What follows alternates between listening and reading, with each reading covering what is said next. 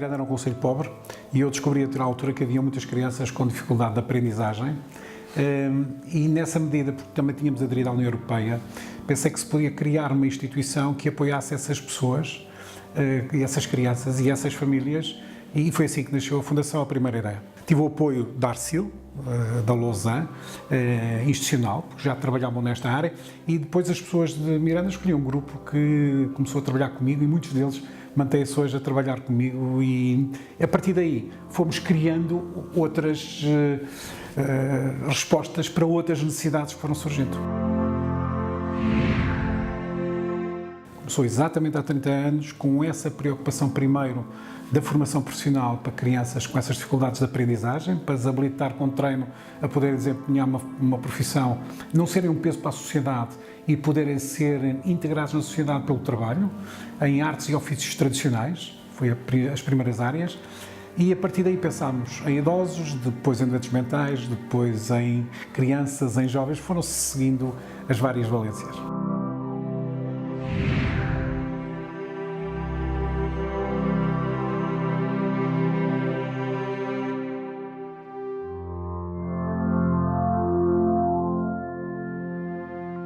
Nós nunca tivemos muitas dificuldades, porque nós surgimos já numa fase em que Portugal tinha aderido à União Europeia e por isso havia dinheiro de Portugal e dinheiro da União Europeia para apoiar estes investimentos. E acabou sempre por ser multiplicado em respostas sociais para aquelas pessoas que mais necessitavam.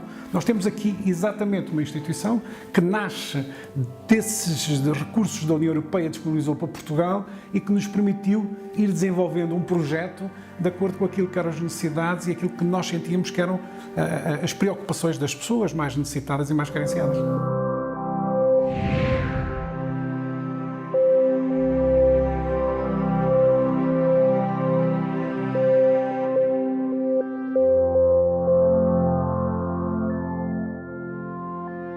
Este é o primeiro, é um centro social comunitário numa lógica de convívio intergerações, o que para a época era revolucionário. Era colocar no mesmo edifício pessoas, crianças, adultos, jovens e idosos a frequentar o mesmo espaço. Para a época era revolucionário. Outra lógica que nós tivemos neste edifício, e que também foi revolucionário, foi a integração das pessoas e a inclusão das pessoas especiais. Isto é, em vez de nós criarmos uma instituição só para deficientes ou só para doentes mentais, nós encarámos desde o início que os deficientes e os doentes mentais deviam conviver com todo o resto da sociedade e com as restantes pessoas neste centro social comunitário, partilhando as respostas com os outros e transformando-os a eles em trabalhadores que contribuíam para o desenvolvimento da própria organização. Isto é, eles não são, nunca foram um peso para a instituição, são sempre agentes de desenvolvimento e motores de desenvolvimento da própria instituição. Nomeadamente, quando falamos de deficiência, pessoas com doença mental ou as pessoas que estão normalmente excluídas do mercado normal de trabalho, porque há pessoas que estão excluídas do mercado normal de trabalho e não são deficientes nem doentes mentais, por problemas familiares, comportamentais, de educação, acabam por não ter o treino que lhes facilite ou os conhecimentos que lhes facilite a inclusão. E nós tentamos sempre que o nosso emprego e o nosso crescimento, para além de responder a necessidades específicas de determinadas populações, sejam também uma oportunidade de empregar estas pessoas para que sejam elas deixarem de ser um peso para o Estado, para a sociedade, para serem agentes de desenvolvimento e produtores de riqueza, mas satisfazer necessidades de outros. Por isso, no fundo, uma economia circular e com pessoas a circularem dentro da própria instituição. Se nós pensarmos numa lógica meramente economicista ou mercantilista, é evidente que uma pessoa com deficiência não produz tanto como produz uma pessoa dita normal. Agora, a pessoa com deficiência ou com doença mental pode ter uma grande capacidade de dedicação, pode ser um trabalhador que, funcionando ligeiramente mais lento, produz muito bem e, acima de tudo, tem outra coisa que os outros não têm, é a noção de que a sua dignidade pessoal é restabelecida por este ato. Quando tem uma oportunidade de ter um emprego, bate-se por ele, trabalha-se e dedica-se. São exemplares. E tanto mais que nós temos aqui aquela situação dos 24 campeões que revela isso.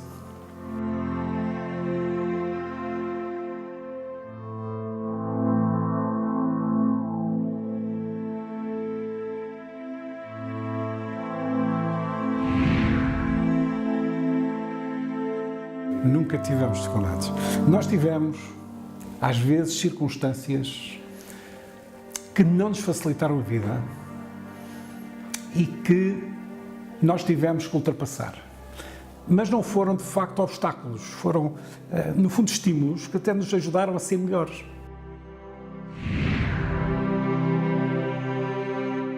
Isso tem um significado importante, que é, normalmente nós achamos que todos os serviços, sejam de educação, sejam de saúde, sejam sociais, devem ter pessoas com boas habilitações técnicas e que sejam pessoas competentes nessas áreas. Nós achamos que é importante que nós tenhamos equipas multidisciplinares a tomar conta de doentes, deficientes, doentes mentais, pessoas que necessitam, crianças que necessitam de apoio. Nós exigimos, em sentido figurado, que cada um destes técnicos perceba que se der carinho e bondade, se der um pouco de si, consegue duas coisas. Que a pessoa que ele ajuda seja mais feliz e que ele próprio seja mais feliz. O técnico deve perceber quando se entrega com bondade aos outros.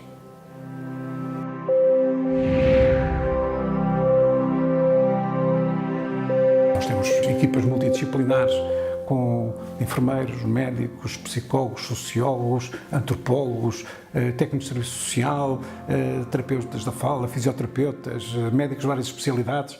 Tudo isso faz parte das equipas que estão a responder às diferentes necessidades, sejam crianças, sejam jovens, sejam idosos, sejam pessoas com deficiência, com doença mental, com todo os tipos de características, até de gerações, porque nós também temos várias situações em que nos dedicamos, por exemplo, no caso do envelhecimento ativo e outras, em que nos dedicamos a pessoas perfeitamente normais, e volto a dizer entre comas, mas que beneficiam de uma instituição que corresponda a algumas necessidades ou os desafia a ser melhores. Por exemplo, no caso do envelhecimento ativo, no caso da Universidade de Sénior, é isso que acontece. Nós temos pessoas que são, dentro da instituição, que são idosos, mas ainda muito ativos, que quando vêm para a Universidade de Sénior vão continuar a sua vida a aprender e vão atrasar um processo de envelhecimento incapacitante.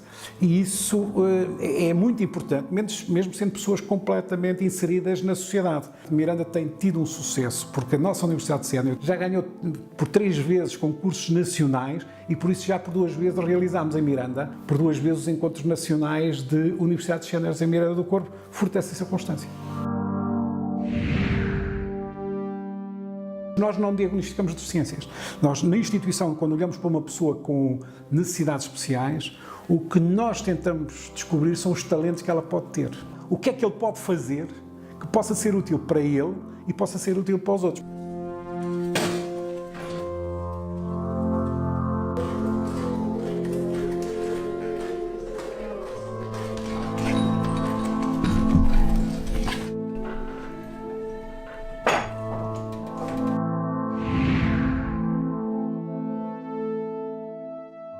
Na instituição, tudo é transparente. Não há segredos nem secretismos dentro da instituição.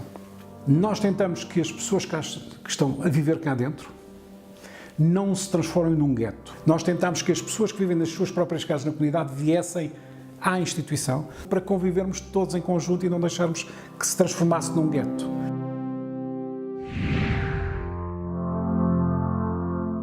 Nós vivemos numa sociedade muito egoísta.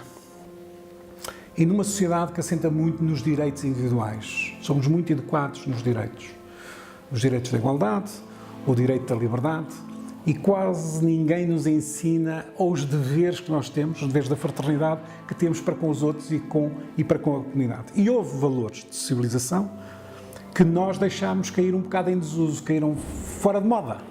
O que nós tentámos nas nossas valências foi recuperar palavras e valores que são fora de moda para mostrar que não há nenhuma sociedade que possa funcionar bem se não os preservar. E por isso às nossas valências nós damos valores como a sabedoria, gratidão, compaixão, igualdade, fraternidade, liberdade, respeito. E esses valores não podem ser esquecidos na nossa sociedade. Temos uma valência que apoia mulheres grávidas em situação de pobreza ou com filhos, que se chama Cruz Branca, porque Cruz Branca foi o hino da primeira ordem religiosa, os hospitalários, que teve estas preocupações sociais no mundo cristão. E o outro é Cristo Redentor, que é uma residência para idosos, porque muitas vezes as pessoas falam de Cristo, mas não percebem que aquilo que é mais essencial na cultura cristã é exatamente a ideia da redenção, e por isso chamamos Cristo Redentor.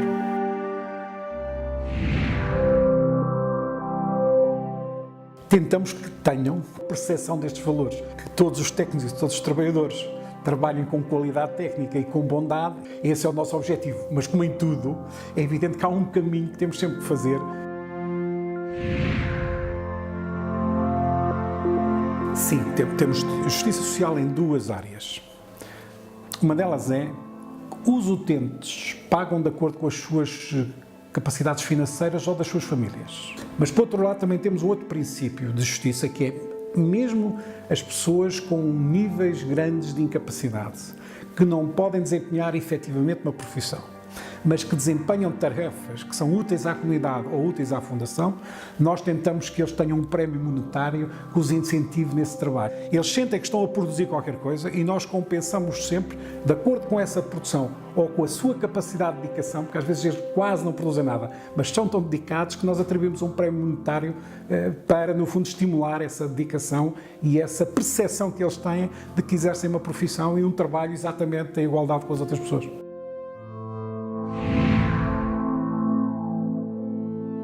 Nós não os convencemos, eles é que vêm por seu estímulo e porque isso também os realiza, e penso que é extremamente importante. Nós temos dois tipos de voluntários. Temos voluntários completamente gratuitos, que não recebem nada, e temos voluntários que recebem um pequeno prémio monetário, que nunca pode ultrapassar 100 euros por mês, para os compensar das despesas que têm nas deslocações, para beber um café, nos transportes, e há uma compensação. Em todo caso, estes dois tipos de voluntários são fundamentais para a instituição. Primeiro, porque desempenham trabalho muito importante e contribui para o sucesso da instituição.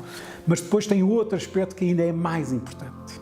É que cada voluntário, ao trabalhar dentro da instituição, no fundo é um auditor externo, é um olheiro, que chega dentro da instituição e observa o que está bem e mal, mas como ele não depende da instituição, nem depende corporativamente dos outros colegas, pode apontar defeitos à organização e ao trabalho dos outros colegas e, no fundo, serem um estímulo a eu prestar serviços a utentes que eu percebo ao fim do dia que, se não fosse o meu trabalho, as pessoas não eram tão felizes como são. E isso é um pagamento extra extremamente importante.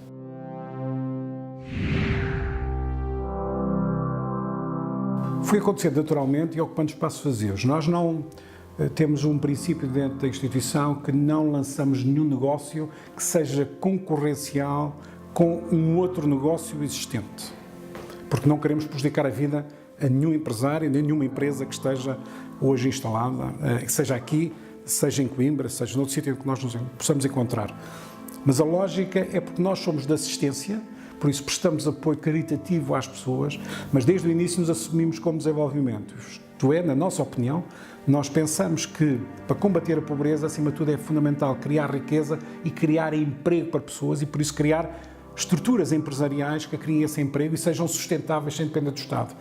E é assim que temos vindo a criar vários investimentos, desde o Parque Biológico da Serra da Lousã, ao restaurante Museu da Chanfana, ao Hotel Parque, neste momento, um fabrico artesanal de sabonetes, ou em Coimbra, o São Paulo School. E agora diz-me assim, então, mas porquê que em Miranda não havia nenhum restaurante e não havia nenhum hotel e em Coimbra não havia nenhuma escola para vocês criar o São Paulo School? Haviam, mas o nosso restaurante Museu da Chanfana é o mais caro em Miranda, isto é, não concorremos com os outros porque nós dedicamos a um patamar mais elevado. O restaurante não concorre com os outros restaurantes, porque sendo o mais caro e sendo melhor de qualidade, destina-se a um público que muitas vezes vem mesmo de fora consumir a Miranda e que não viria se não fosse um restaurante.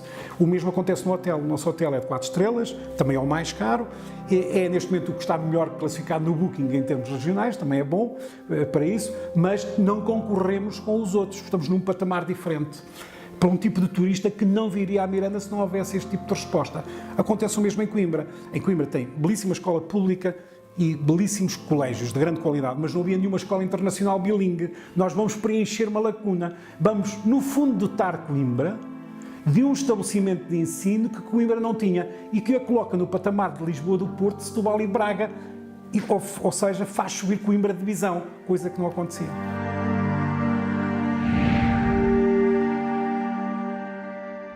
Por esta lógica de desenvolvimento local, criação de emprego e, acima de tudo, porque nós cada vez mais temos de ser uma organização que beneficiando das ajudas do Estado e da União Europeia, temos que ser sustentáveis e temos que criar mais emprego para mais pessoas excluídas e pessoas normais. E para criarmos mais emprego, respondermos mais a essa necessidade e desenvolvermos mais a região, temos que ter negócios exatamente como temos na agricultura.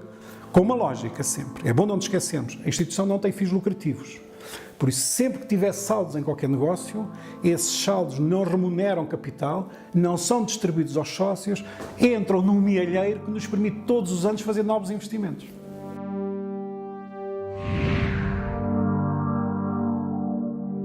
Muitos deles têm pessoas que saíram da Fundação e que são pessoas com deficiência ou doença mental. Quase todos os trabalhos do Parque Biológico estão nessa área. Mesmo as pessoas da agricultura são pessoas, muitas delas, com necessidades especiais.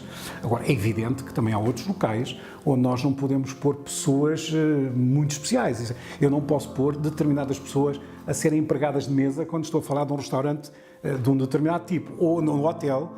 É suposto eu chegar a uma recepção e ter um serviço de um hotel de 4 estrelas. As pessoas não vêm para ajudar pessoas numa situação de necessidade. Por isso, eles vêm para ter um serviço de qualidade.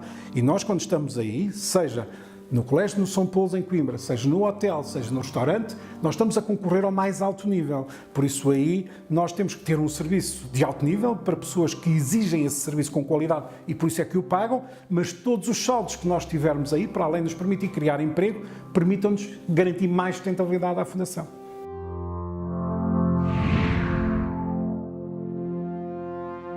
A Fundação nasceu também com uma genética que a desafia a inventar soluções para problemas difíceis. E esse é um objetivo que nós temos desde o início dentro da instituição. E o caso do sem-abrigo é talvez das problemáticas mais difíceis que possam existir numa comunidade. E nós pensamos, já há vários anos, que as pessoas que tratam os sem-abrigo e lhes dão comida na rua ou que lhes permitem dar roupa quando eles têm frio, são pessoas muito bondosas, fazem um trabalho muito importante e que nos merecem todo o respeito e admiração. Mas pensamos que aquilo que deve ser feito com o sem-abrigo deve ser diferente. Deve ser na ideia de que aquilo são pessoas, que elas são pessoas como nós, as pessoas sem-abrigo, e que nós temos de tentar a sua inclusão e dar-lhes dignidade. E aí não basta darmos, como nós damos a um animal, comida e um teto. Comida e um teto é fundamental, mas depois temos que fazer mais, temos que fazer com que aquelas pessoas adotem comportamentos e nós possamos permitir que eles sejam incluídos em trabalhos e na nossa comunidade. Para nós o ideal é provocar Coimbra no sentido de dizer que é possível ter Coimbra sem abrigo zero. E nesse sentido, nós, com respeito por todas as organizações que já trabalham nesta área, pensámos que tínhamos essa obrigação de desafiar quer as pessoas sem abrigo, quer as organizações do Estado, quer as organizações sem fins lucrativos, para um patamar mais elevado, que tem a ver com a dignidade humana.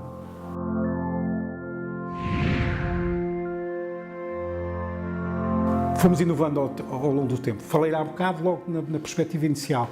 Convívio intergerações, crianças e idosos todos no mesmo espaço. Segundo, a inclusão de pessoas com deficiência e doença mental. E eu recordo que as pessoas com doença mental, ainda há pouco tempo, tinham que estar em asilos psiquiátricos fechados, isolados completamente da sociedade.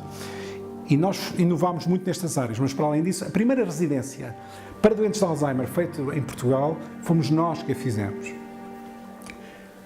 Era tradição em Portugal apoiar as crianças, mas ter um lar para meninas e um lar para rapazes. E nós criámos um lar para rapazes e raparigas para responder às necessidades de irmãos e não fazer uma situação de pobreza em que eles já ficam sem os pais, dizemos ainda por cima a uma rapariga, tu vais para o pé das meninas e o rapaz vai para o outro lado, para o pé dos rapazes. E criámos um lar, residência fraternidade, para apoiar os dois. Mas depois pensámos assim, então e a mãe que está por trás, muitas vezes perde estas crianças, e criámos a residência Cruz Branca, onde recebemos as mulheres grávidas ou as mulheres com filhos em situação de pobreza extrema e que nós damos apoio durante um tempo para ela reabilitar a sua vida e não ser separada dos seus filhos e poder ter a sua gravidez até termo com sucesso e poder ter um bebê. Outras áreas em que inovámos, por exemplo, na equitação adaptada e na hipoterapia. Nós fomos a primeira instituição em Portugal a trabalhar estas áreas e por isso é que, quando foi nos Jogos Paralímpicos de Atenas, fomos representámos Portugal nesses Jogos Paralímpicos, porque descobrimos que era possível fazer equitação adaptada e utilizar os cavalos para a hipoterapia. É evidente que nunca mais no futuro nós representaremos Portugal, porque depois dessa altura, muitas outras organizações com muito mais poder económico, na Grande Lisboa, em Cascais ou em Oeiras, passaram a ter centros hípicos a dedicar-se a esta área. Nós não podemos andar a concorrer à equitação porque é um desporto muito caro, mas os primeiros que descobriram esse aspecto fomos nós. Quando criámos a primeira residência para idosos, a Segurança Social tinha nos regulamentos: os lares de idosos não podem receber pessoas acamadas nem demenciadas, que são os que mais necessitavam, e que o Estado pagava, não é? Para receber, no fundo, pessoas quase saudáveis, embora idosas, deixando os demenciados ou acamados ao seu destino. E nós criámos um lar exatamente em que a prioridade foi receber acamados ou receber demenciados, violando o regulamento da Segurança Social. O outro foi também na Justiça Social, que falámos há bocado. Nós, no infantário, era tradição que haviam pessoas, nomeadamente aqueles que tinham alguns negócios, que pagavam pouco IRS e que por isso estavam quase gratuitamente os seus filhos no infantário.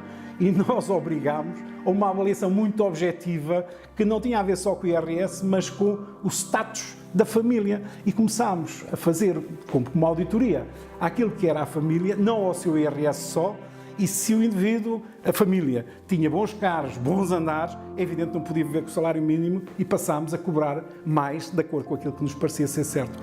E isso também foi uma provocação que na altura chocou a Segurança Social, que não estava preparada para isso. Chegámos a ter uma investigação sobre isso, mas depois deram-nos razão.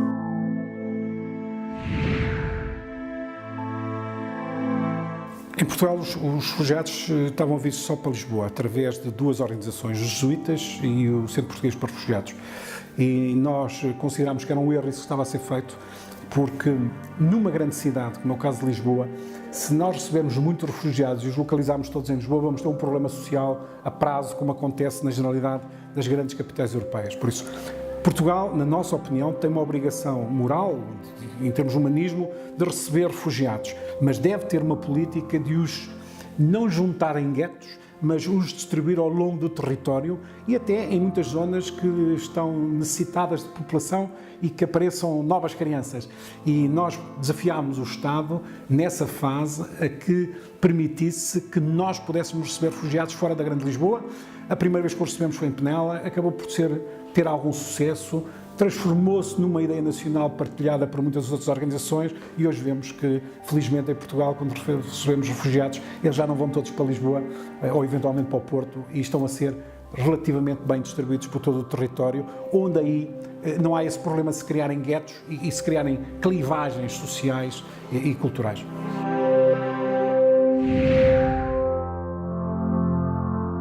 Há pessoas que têm uma crise na vida e se nós os apoiarmos nesse período crítico, depois podem ser completamente livres para partirem e realizarem-se em qualquer outro ponto. Mas há muitos outros que nós apoiamos, particularmente em crianças e jovens e em mães, que já são pessoas pobres e estão em situações de pobreza, porque eles próprios também já têm algumas especificidades e já têm algumas dificuldades comportamentais ou de saúde que, no fundo, os conduzem a essa situação de estar em situação de necessidade. E esses vão precisar de ajuda toda a vida.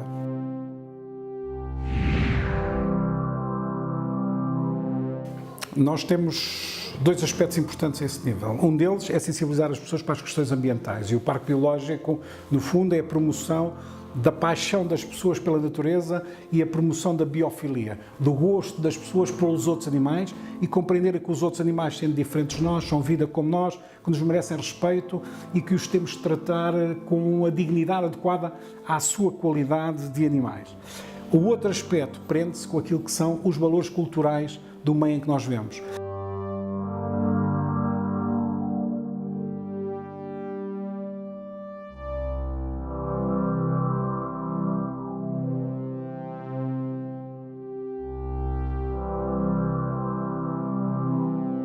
Há valores que se vão perdendo e nessa medida nós desencadeámos dois projetos.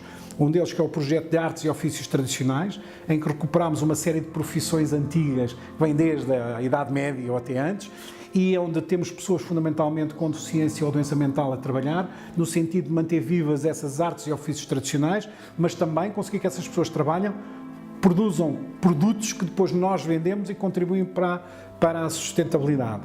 O outro também na área da gastronomia, em que recuperamos o Museu da Chanfana e com aquilo que importa a esse nível também ser recuperado. Pois é todo um trabalho de recuperação, convivendo com aquilo que é o nosso ambiente, que é importante, tal como é com o museu, o espaço da mente, em que no fundo aí é o museu, tal como o da Tanoria, na ideia do museu morto, em que mostramos peças, em todo caso em que juntamos uma narrativa interessante, nomeadamente que se prende com a liberdade.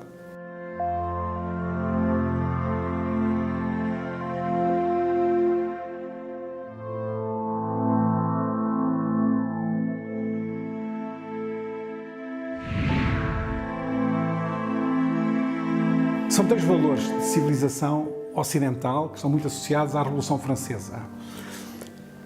Mas estão para além disso. Nós, no espaço da mente, salientamos fundamentalmente a liberdade. No Parque Biológico, a igualdade. E no Templo, a ideia da fraternidade. No Parque Biológico, a igualdade porquê? Porque nos chama a atenção de que nós temos vida igual à vida dos outros animais. E que a vida que surgiu naqueles animais é que depois evoluiu para nós, se tornou diferente, mas é a mesma vida que existe no planeta Terra.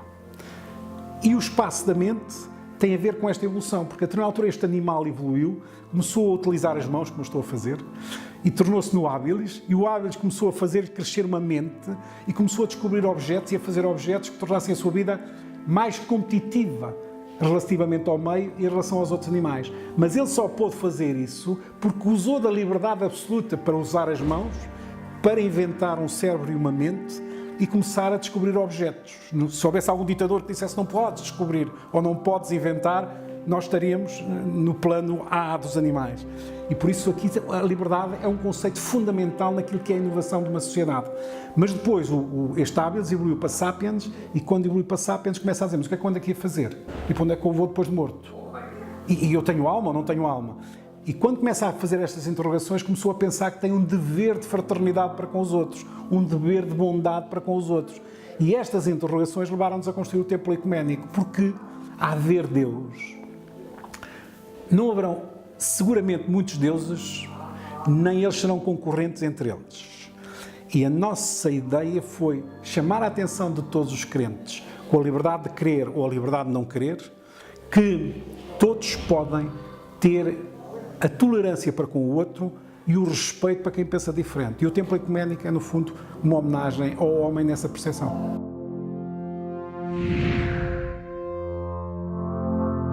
O templo ecuménico é um símbolo da paz, por isso é que nós lançámos a primeira pedra no 11 de setembro e a inauguração no 11 de setembro a seguir, numa homenagem a todas as pessoas que foram vítimas ao longo de séculos do fundamentalismo e do sectarismo.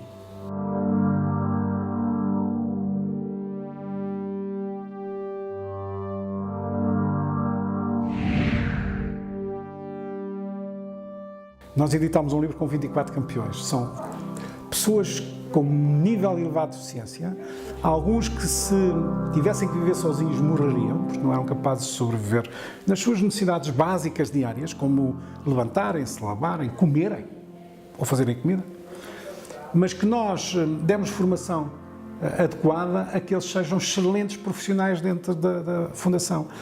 E nós escrevemos esse livro primeiro para eles perceberem que são importantes dentro da instituição e que são de facto campeões, e por outro lado para nós, que muitas vezes temos dias menos bons e estamos um bocadinho tristes e às vezes sentimos um bocadinho infelizes, e ao lermos esta biografia destas pessoas percebemos que somos uns sortudos e que se eles deram a volta e conseguem ser felizes, nós, por maioria da razão, temos que ser felizes.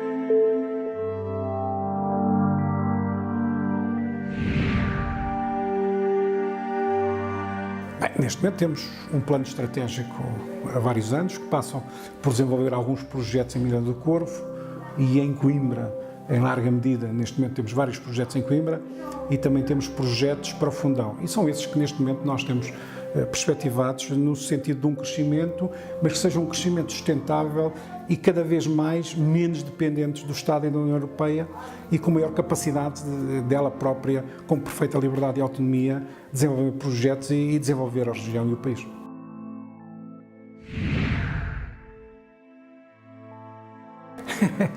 Não é o Magalhães. É um tipo que tem uma ideia muito grande, que a toda altura a vende e a publicita e que depois, passados uns anos, se descobre que ele não fez nada. Isso é que é megalomania, não é? No nosso caso, nós nunca anunciamos nenhum projeto, nem noticiamos nenhuma intenção para as quais não tínhamos quase a certeza absoluta que as vamos concretizar. Mas quando nós dissermos que temos um objetivo, que vamos realizar um projeto e temos essa intenção, pode demorar, mas as pessoas podem ter quase a certeza absoluta que nós a faremos, mesmo que nos boicotem de forma perfeitamente irracional, como já aconteceu.